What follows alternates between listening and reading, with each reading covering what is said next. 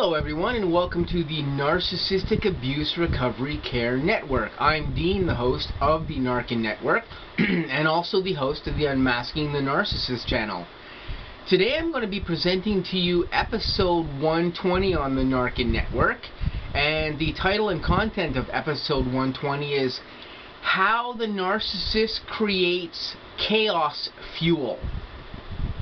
Now, when we talk about chaos fuel, what we're basically talking about is how the narcissist creates situations to actually attain attention fuel when natural situations are not there to create this fuel themselves. And there's a number of ways that narcissists actually do this, but most prevalently what goes on with this is when you're dealing with a narcissist and they're not getting the appropriate fuel that they need off you, whether it be in the form of positive accolades or reinforcement or whatever you're giving to them of a positive nature, a lot of narcissists will also require, in fact, most narcissists will also require negative fuel source fuel as well too. And one of the things that they do to get this is they have to get into situations that have some type of chaos going on with them, and this can be in the form of creating a chaos situation with you, you yourself creating a chaos situation because of something that you may have done or something that you have perceptively done to the narcissist. This is one of the instances that they will use with you if you've done something or perceivably done something to them. They'll use this situation to create chaos. And they do this in various different forms, but often they will use very simple things that you have done on a day-to-day basis to create that chaos. Perhaps that day, if you are cohabitating with a narcissist or married to them or in a relationship where you're living together, that narcissist that day may have asked you to do something. Clean the garage. Perhaps that day you didn't clean the garage because you got busy with other work.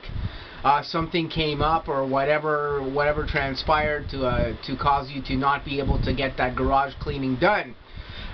When this happens and the narcissist realizes you haven't cleaned the garage, instead of saying, "Oh, it's okay, don't worry about it. You know, you have tomorrow or the next time you have some free time. Get the garage done, then when you can or whatever." You may have even not gone very long without actually not cleaning this garage. But the way the narcissist will react to this is they will make this situation into the biggest situation they possibly can, and use the fact that you haven't cleaned the garage against you.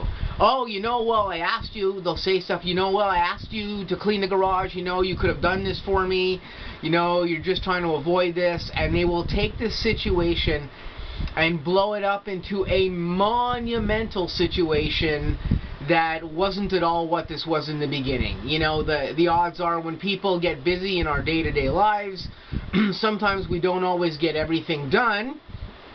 But we make our best efforts if we can, to get that task done for the person that's asked us to do that, or whatever, as quickly as we can, to keep that person happy and to get the job done. But a narcissist will take a situation like this and blow it grossly out of proportion. And they will do this with many different situations. And this is just one example of something of this nature. When you do this, they do that. When they do this to create fuel for them. They need that fuel, that negative fuel, to fuel them and to keep them occupied, to give them a reason to go on in life, because this is the way that the narcissist mind works. They're looking for positive attention, they're looking for negative attention, they're looking for attention, period, from any source. And they'll do anything in any particular way to cause this to happen, and actually to attain this fuel in this particular way. And they'll do many, many different things in order to do this, including, causing situations that aren't actually a situation with any real relevance. They'll They'll get upset at you because you didn't do something. They'll get upset at you because you're talking to somebody that, you know, they don't want you talking to. They'll do things of this nature to actually get that chaos fuel happening so they can get that negative reinforcement out of you that supplies them with fuel and with the attention that they need to satiate the issues that they have going on within their psyche. And they will find many different instances in which to use chaos fuel or to invoke a situation that causes chaos fuel for them, because this is what they basically need. Now, if you're looking for a particular example of this besides the garage example, I have an example from the narcissist I spent time with between 2011 and 2016. This person I was with, I was in their house at the time, and we had a conversation because this person's house needed a very intense cleaning.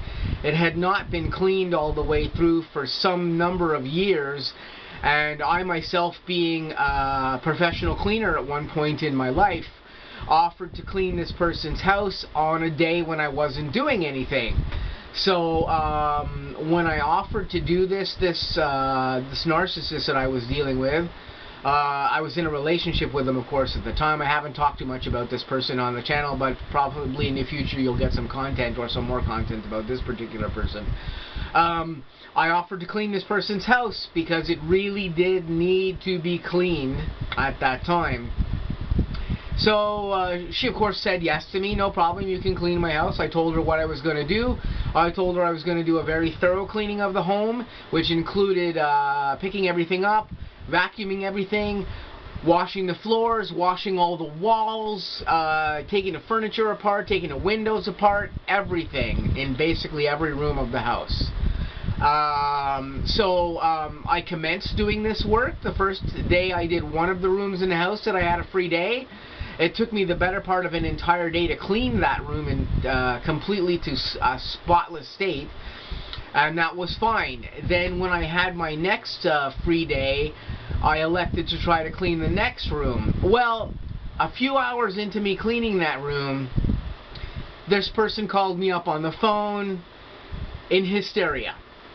And basically what she said to me is, I don't want you cleaning my house, you know. And the reasoning they presented to me for not wanting me to clean the house had no logical reasoning behind it.